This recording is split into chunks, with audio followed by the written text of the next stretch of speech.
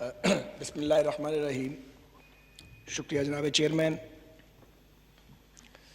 Railway کے budget پہ کٹ motions پر بات کرتے ہوئے میں دراصل تقریر نہیں کر رہا، بلکہ میں آپ کے سامنے پچھلے 2 برس میں جو بدقسمتی سے ریلوے کی تباہی ہوئی ہے اس کی ایک دلگیر داستان ہے جو اس ایوان میں آپ کے سامنے اور آپ کے ذریعے اور اس ایوان کے ذریعے قوم کے سامنے پیش کرنا چاہ رہا ہوں۔ جناب، ہماری ریلویز تقریباً 150 سال پرانے انداز پہ چلائی جا رہی تھی۔ جب 2013 میں ہمیں ریلویز کی ذمہ داری ملی تو ہم نے اس کا تجزیہ کیا، ریلوے کے پروفیشنلز کے ساتھ بیٹھے اور سوچا کہ اس تباہ حال محکمے جو ایک کباڑ خانے کی شکل میں تبدیل ہو چکا ہے، کیسے ہم اس کا ٹرن اراؤنڈ کر سکتے۔ تو جناب، ہم نے یہ اندازہ کیا اور میں پوری ذمہ داری کے ساتھ اس فلور پہ یہ بات کہنا چاہتا ہوں کہ ریلوے کے کمپلیٹ ٹرن اراؤنڈ کے لیے کم از کم 2 دہائیاں درکار ہیں، جن میں سے پہلے 5 سال ہم نے تباہ حال ریلوے کی بحالی کی بھرپور کوشش کی اور الحمدللہ کامیابی حاصل کی اور بنیاد رکھ دی اگلی کامیابیوں کی۔ میں آج آپ کے ایوان کے ذریعے یہ بات بھی قوم کو کنوے کرنا چاہتا ہوں کہ شدید ترین سیاسی اختلاف کے باوجود موجودہ وزیر ریلوے کو ابتداً میں نے تقریباً 3 بار یہ پیغام دیا کہ وہ اس کو نہایت سنجیدگی سے لیں۔ وہ پہلے بھی وزیر ریلوے رہے ہیں اور پولیٹیکل ایک ان کا اپنا قد کاٹ ہے، اور اگر وہ چاہیں گے تو پرائم منسٹر سے بات بھی منوا لیں گے، پی ایم آفس بھی سینئر وزراء کی بات بہت غور سے سنتا ہے اور کام آگے بڑھ سکتا ہے، لیکن انہوں نے سر منہ اس کی کوئی پرواہ نہیں کی۔ اور سچ یہ ہے کہ نقشے کون کو مٹانے کے چکر میں یا جو کام ہم نے کیے تھے ان کی تکرار نہ اور ہمارا نام ان کے سامنے نہ لیا جائے، انہوں نے پاکستان ریلوے کی ترقی اور بحالی کی اس پوری جو ایک ہم نے مارچ کیا تھا اس سے جان چھڑا لی۔ میں آپ کے سامنے فگرز کے ساتھ بات کروں گا اور میری گفتگو میں کوئی گروہی سیاست نہیں ہوگی۔ سارا دن ہم سیاست کرتے ہیں، سیاست پہ بات کرتے ہیں، لیکن جب ہم قومی اداروں کی بات کریں تو پھر ہمیں کوشش کرنی چاہیے کہ ہم امپارشل رہ کے تنقید بھی کریں اور تجویز بھی پیش کریں۔ محض تنقید کا بھی میں قائل نہیں ہوں۔ تو جناب، جب مجھے یہ محکمہ ملا بطور وزیر ریلوے ہے، ہماری گورنمنٹ کو 30 ارب 50 کروڑ روپے کی اس کی سبسڈی تھی، 18 ارب روپے یہ کماتا تھا۔ جب ہم نے اس کو چھوڑا، آخری سبسڈی جو گورنمنٹ نے دی جسے خسارہ کہا جاتا ہے، تو وہ 37.5 ارب تھی اور کمائی 50 ارب تھی۔ ہم نے 5 سال میں 32 ارب روپے کے ریونیو کا اضافہ کیا۔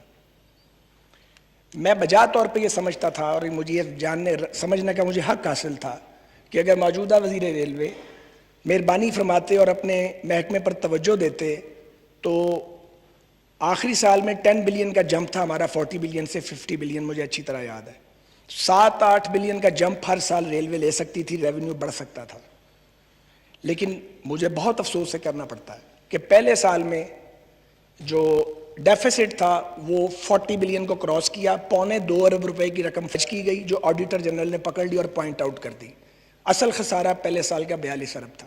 یہ بھی بتاتا چلوں کہ ہمارے دور میں خسارہ 27 بلین کو ٹچ کر گیا تھا، لیکن ہماری ہی گورنمنٹ نے ایک ایسا فیصلہ کیا جو میرے نزدیک ٹھیک نہیں تھا، اور انہوں نے پینشنرز کو ایک ایسا پینشنرز کی بیٹرمنٹ کے لیے کام کیا کہ پینشنرز کا تو فائدہ ہو گیا لیکن ہمیں 8-9 ارب کی ہٹ لگی 1 سال کے اندر، ورنہ یہ ہم اس کو 30 بلین سے نیچے اسی وقت لے گئے تھے۔ بہرحال موجودہ حکومت کو میں باقی شعبوں کی بات نہیں کرتا، نہ میری کوئی اسپیشلٹی ہے ان پہ، لیکن میرا دعویٰ نہیں ہے میری ریلوے پہ اسپیشلٹی ہے، مگر 5 سال ہم نے ریلوے کو اس طرح چلایا جیسے کہ آپ ذاتی دلچسپی لیتے ہیں اور کوئی کام ہی نہیں کیا۔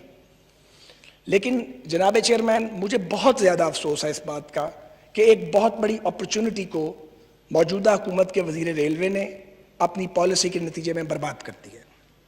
آج صورتحال یہ ہے کہ اس سال جو پریڈکشن ہے آپ کی انکم کی وہ فال کر گئی ہے اور وہ 42 بلین کے قریب ہوگی آپ کی، یعنی 50 ارب تک ہم لے گئے تھے، 52 بلین تک آپ گئے، خسارہ بھی آپ کے دور میں بڑھ گیا، مگر آپ 8-9 ارب کا فال انکم میں ہے اور خسارہ آپ کا شو کیا جائے گا 42 بلین۔ 7 بلین ایڈ کریں جو آپ نے واجبات دینے ہیں پینشنرز کے اور ملازمین کے۔ میں جب چھوڑ کے گیا تھا 1 روپیہ باقی نہیں تھا، جب آیا تھا 5 ارب روپے کی لائبلٹی تھی، ہم نے کلیئر کر دی تھی۔ اب 7 بلین جو ہیں وہ آپ نے دینے ہیں ایڈ اس لیے نہیں کر رہے اور پیز اس لیے نہیں ان کو کیا جا رہا کہ خسارہ بڑھ جائے گا. آپ کا خسارہ اس سال بدقسمتی سے 49 بلین کو ٹچ کرے گا at the end of the fiscal year. یہ ہیں اعداد و شمار. ہوا کیا ہے کہ سیاسی مداخلت ہمارے دور میں کسی وزیر اور ایم این اے میں یہ نہیں تھی اس کو اس اجازت, یا میرے حلقے میں کسی شخص کو اس کی اجازت تھی کہ میرے وزارتی دفتر میں آتا. یہ بڑی عجیب سی باتیں ہیں, پتہ کر رہے ہیں اس بات کا. 12,000 میں خالی اسامیاں چھوڑ کے گیا تھا, میں بھی بھر سکتا تھا. کیوں نہیں بھری؟ کیونکہ ریلوے افورڈ ہی نہیں کرتا تھا. آپ نے ایک ہی جھٹکے میں سارا کام کر دیا.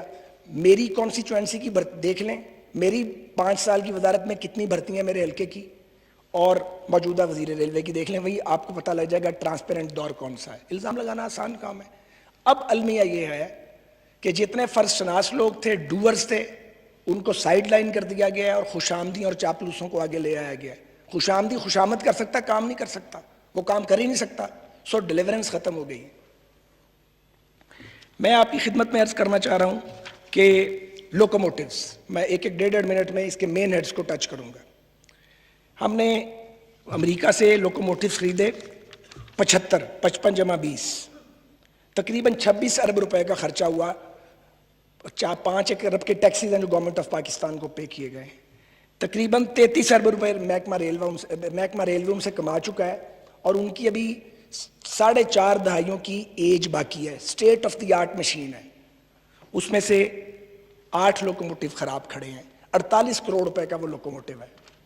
وہ کوئی سستی سی مشین نہیں ہے, اور دنیا کی بیسٹ مشین ہے, کوئی پوچھنے والا نہیں ہے. نہ آپ نے جی کے ساتھ کوئی لانگ ٹرم مینٹیننس کا کانٹریکٹ کیا ہے, نہ پارٹس کا کوئی کانٹریکٹ کیا ہے. نیٹ رزلٹ یہ ہوگا کہ یہ دنیا کی بہترین مشین اور 2-4 سال میں یہ برباد اور تباہ ہو جائے گی. مجھ سے پہلے بلور صاحب ایک کانٹریکٹ کر گئے تھے چائنیز لوکوز کا, جسے ZCU63 کہتے. 63 لوکوز ہم نے لیے تھے. وہ گو کے امریکن لوکوز کے مقابلے کے نہیں تھے, لیکن ہم نے بھانپ لیا تھا. 15% ڈاؤن پیمنٹ بھی پہلے ہو چکی تھی. چائنیز کے ساتھ بیٹھے, ان کے ساتھ مینٹیننس مینوفیکچرر کے ساتھ کانٹریکٹ کیا, اسپیئرس کی سپلائی کا کانٹریکٹ کیا. میں نے سنا کہ وہ کانٹریکٹ اوور ہو گیا ہے, انہوں نے فریز کر دیا ہے, اور تقریباً 33% لوکوموٹیوز جو ہیں وہ مینٹیننس کے بغیر کھڑے ہیں. کچھ انہوں نے وہاں پہ ریلوے کی جو فیکٹری ہے, لوکوموٹیو فیکٹری, وہاں لاک کر دی ہیں کہ ہمارے پاس مینٹیننس کے پیسے نہیں ہیں. یہ بڑی مہنگی مشینیں ہیں اور یہ قومی ورثہ ہے. یہ دعویٰ کرنا بہت آسان ہے کہ ہم قومی ورثے کا تحفظ کریں گے, لیکن جب گلے میں ڈھول پڑتا ہے تو پھر بجانا پڑتا ہے, تو معلوم پڑتا ہے کتنا مشکل کام ہے. تو یہ میں آپ کو بتا رہا ہوں کہ ریلوے لوکوموٹیو جب میں آیا تھا, ایک بھی ایسا نہیں تھا جس کی عمر جو تھی وہ پوری نہیں ہو چکی تھی. 100% فلیٹ اوور ایج تھا. ہم آپ کو تقریباً 150 کے قریب لوکوموٹیو نئے دے کے گئے, اور آپ کریڈٹ آپ نے ان کا ستیہ ناش کر کے رکھ دی ہے.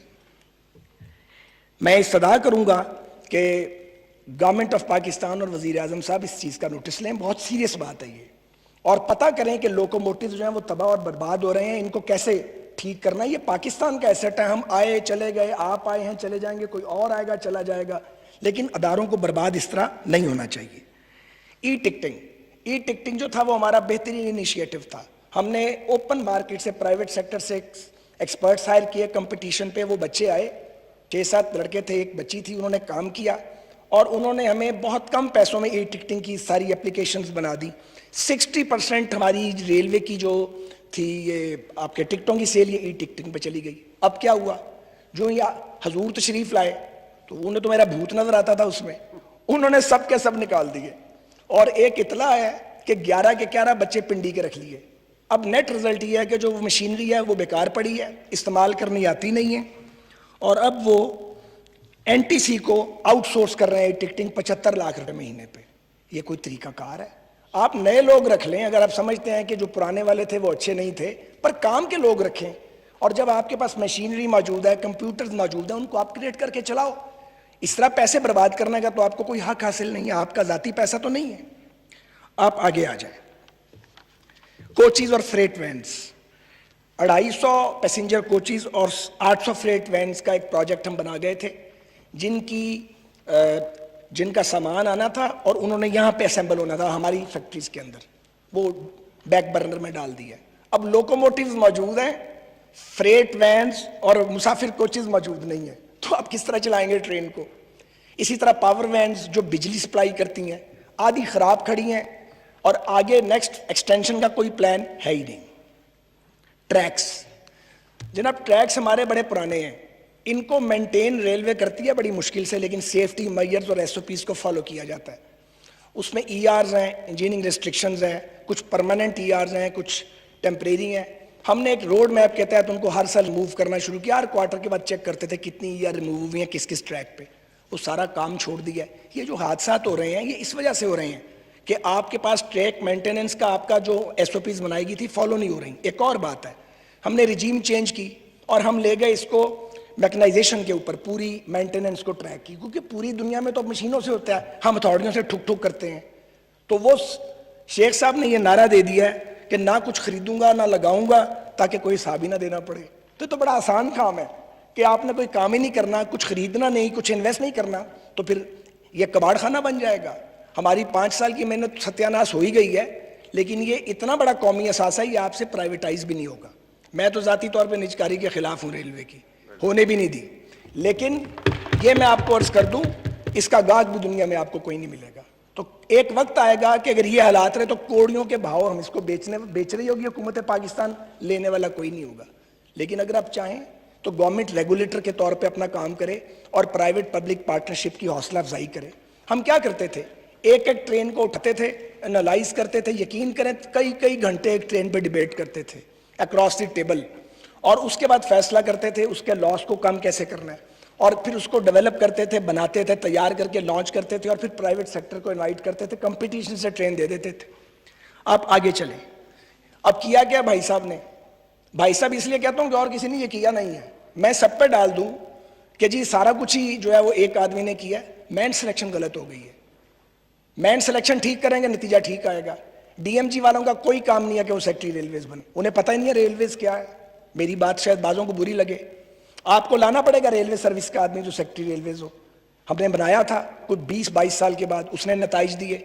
आप डीएमजी के 2 अफसर ले आए हैं, वो जब तक रेलवे की समझ आती है रिटायर हो जाते हैं। इससे आगे ये है नई ट्रेन्स, नई ट्रेन्स का कोई तुक नहीं था। हमने एक स्लोगन दिया था रेलवे को कि क्वांटिटी नहीं क्वालिटी, आपने उसको उल्टा कर दिया क्योंकि मुकम्मल स्टेट ऑफ डिनाइल में चले गए हैं। अब आप क्वांटिटी पे हैं, गलीज ट्रेनें चला रहे हैं, गंदी ट्रेनें चल रही हैं, पंक्चुअलिटी कॉम्प्रोमाइज हो गई है। 15% एडिशनल रेट रेलवे की एसओपी है, आपको लोकोमोटिव्स का और कोचेस का रखना है स्पेयर, ताकि एक ट्रेन कराची से लाहौर या लाहौर से कराची जा रही है, अगर लेट हुई तो दूसरी ट्रेन टाइम पे चल पड़े। आपने सारा एडिशनल रेट एग्जॉस्ट कर दिया है। नेट रिजल्ट यह है कि पंक्चुअलिटी भी कॉम्प्रोमाइज, सेफ्टी भी कॉम्प्रोमाइज और सफाई सुथराई भी कॉम्प्रोमाइज। आगे चलें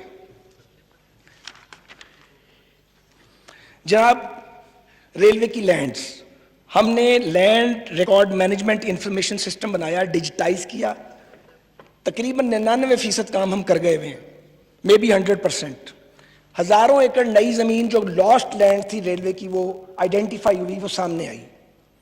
अब करना क्या था, अगला काम यह था कि डायरेक्टोरेट ऑफ लैंड की रिस्ट्रक्चरिंग करनी थी, क्योंकि ये जो लैंड डिपार्टमेंट है ये उसका बोझ ही नहीं उठा सकता, कोई रिस्ट्रक्चरिंग नहीं हुई, बना बनाया प्रोग्राम मौजूद है और लैंड की डिजिटाइजेशन हो चुकी है।